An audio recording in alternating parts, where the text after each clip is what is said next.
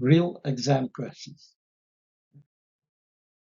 This is question 32, serviceability, limit state, durability. Consider a building in the inland, so not at sea. What is the exposure class or environmental class E of the reinforced concrete elements indicated in the figure? So let's start first with the beam B1. This beam B1, there is corrosion induced, of course, by carbonation because there is a free flow of air.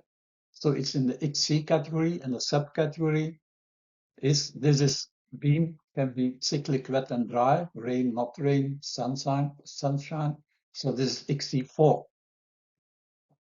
It also subjected to freeze thaw attack. So it means XF class, and the subclass is because this is moderate water saturation, because sometimes it rains, sometimes it doesn't, and there is no de-icing component, so it's XF1.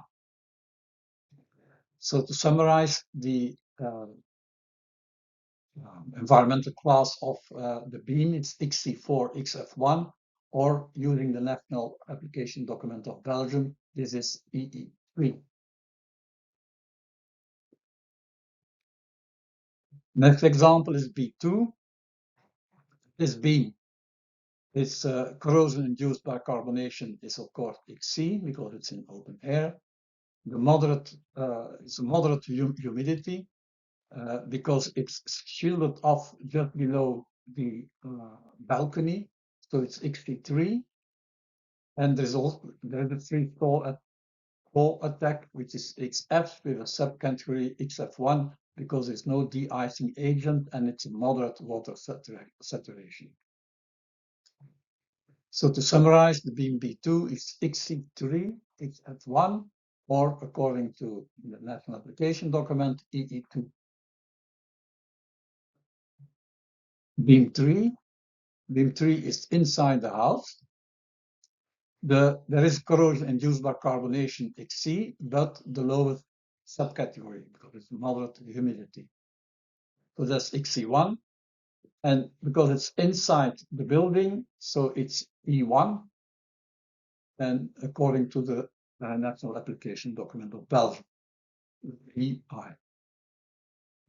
So to summarize, the environmental class is XC1. Then we have beam B4. This beam, we are not sure if this beam is subjected to frost or not. So we know because it is there. So there is corrosion induced by carbonation, it's XC. We assume that this is a moderate humidity, so it's XC3.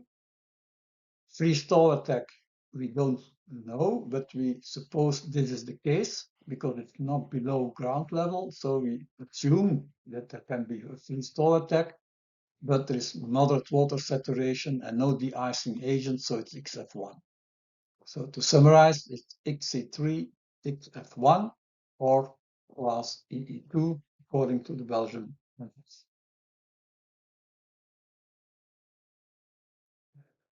Last but not least, we arrive at B5. B5, there is corrosion induced by carbonation, it's XC.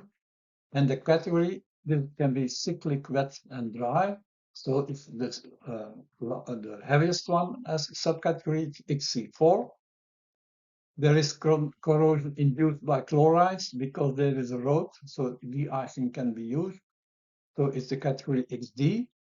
And the subcategory, because it's cyclic wet and dry, so it's XD3. And there is a freeze thaw attack, of course, because it's outside, so it's XF. And there's a high water saturation with de-icing agents or seawater. So the de-icing agents there are there because this is a road.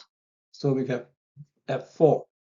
So we can summarize it by XD4, XD3, XF4. Or according to the Belgian application document, it's EE4.